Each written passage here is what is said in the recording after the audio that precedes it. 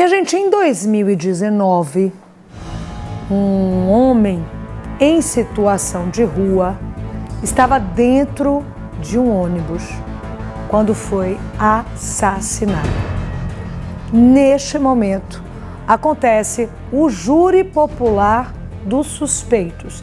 E a gente vai entender melhor o que está acontecendo ao vivo com o repórter Vinícius Mecenas. É com você.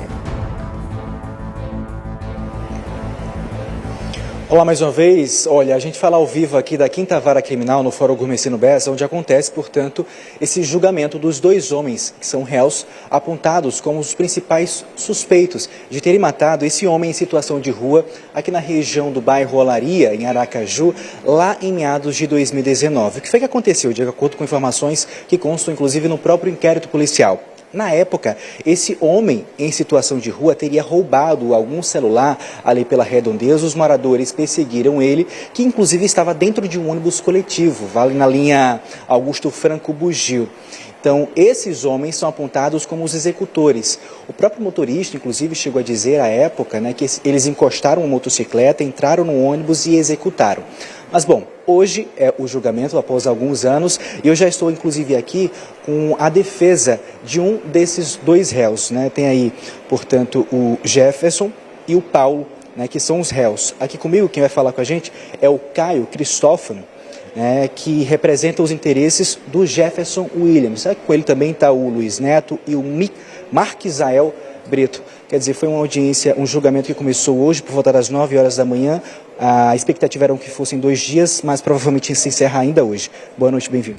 Boa noite, exatamente. A expectativa estava programada para ser 2 dias, hoje e amanhã, mas acreditamos que vai ser finalizado ainda hoje, não sabemos a hora, talvez ao longo da madrugada.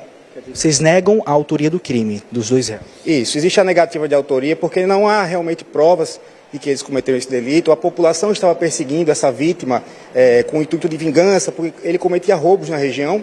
E por questões, por ilações e não provas, eles 2 foram acusados, possivelmente por seus antecedentes, né, sem nenhuma prova cabal que ligue eles ao crime. Então a defesa, muito empenhada na negativa de autoria, busca a absolvição de ambos.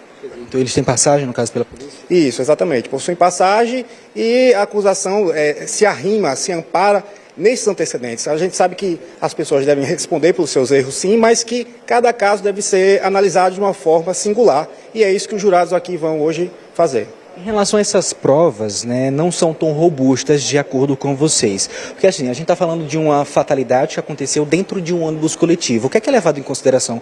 Imagens do circuito, né? Tudo isso foi avaliado, ficou nítido de fato quem são os executores que estão dentro daquele ônibus? Perfeito. Vejamos, o motorista do ônibus não reconhece nenhum dos autores criminosos, o cobrador também não reconhece, a imagem do ônibus é pouco nítida, não tem como a gente identificar quem são os autores, e a única prova são depoimentos de policiais que, por conjecturas de ouvir falar, de testemunhas que não declaram o nome, mas por conjecturas, imputam a eles o crime. Mas não há nenhuma testemunha ocular, não há, a arma do crime não foi apreendida e não existe nenhum tipo de gravação que permita concluir quem foi o autor.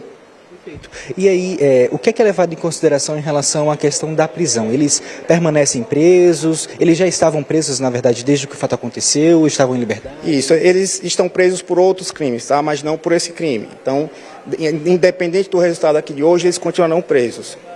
Ou seja, já aconteceram, portanto, os debates, agora provavelmente pode ter uma réplica, que é o momento que a Procuradoria, né, do Ministério Público, ele sustenta a tese em relação à acusação, o que pode ter ou não. Caso tenha, se prolonga um pouco mais.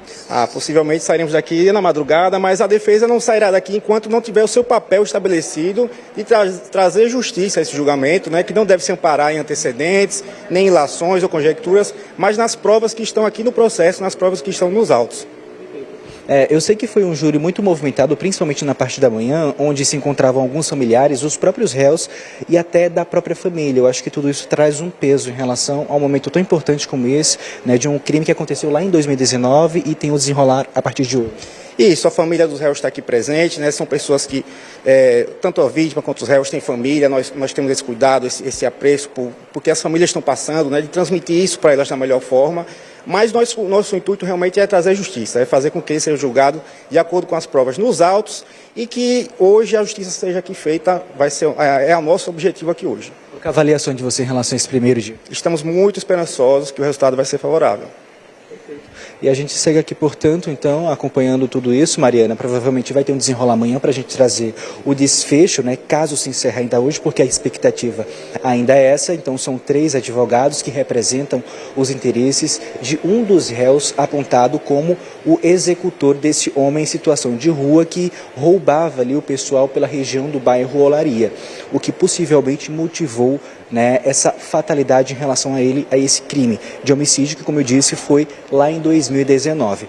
A expectativa no início desse julgamento do Tribunal do Júri era que fossem 2 dias, hoje, segunda e terça, mas provavelmente eles vão vão arrastar aí mais alguns minutos, mais um tempo a mais, para que se encerre, portanto, ainda hoje, para que a partir daí a gente saiba se esses 2 réus serão condenados ou absolvidos. Enquanto isso, eles permanecem presos, mas não vão permanecer presos pela prática criminosa em que eles são, portanto, apontados, como esse homicídio. São outros crimes que eles já têm passagem, no caso. Inclusive, que crimes seriam esses?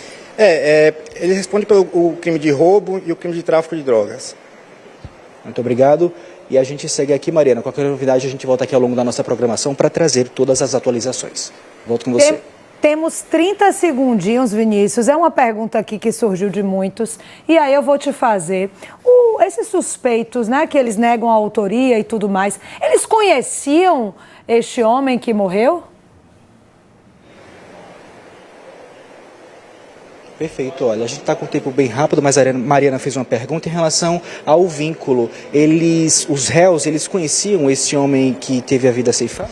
Eles conheciam de vista porque esse rapaz, a vítima, ele era conhecido por praticar roubos na região, né? Então, havia muitas pessoas ali que tinham uma animosidade contra ele, né? Como a gente falou aqui, no momento que houve o crime, ele estava sendo perseguido pela população e acabou recaindo sobre eles dois a autoria desse fato, mas ele estava sendo perseguido pela população e eles conheciam já de vista, já a vítima, justamente por ele ter essa fama de praticar roubos na região. Perfeito, está dado o recado. Muito obrigado. Mariana. Obrigada, Vinícius, pelas informações. Na verdade, essa foi a pergunta do nosso repórter cinematográfico, Júnior Guedes. O pessoal aqui participa, viu, minha gente, sempre.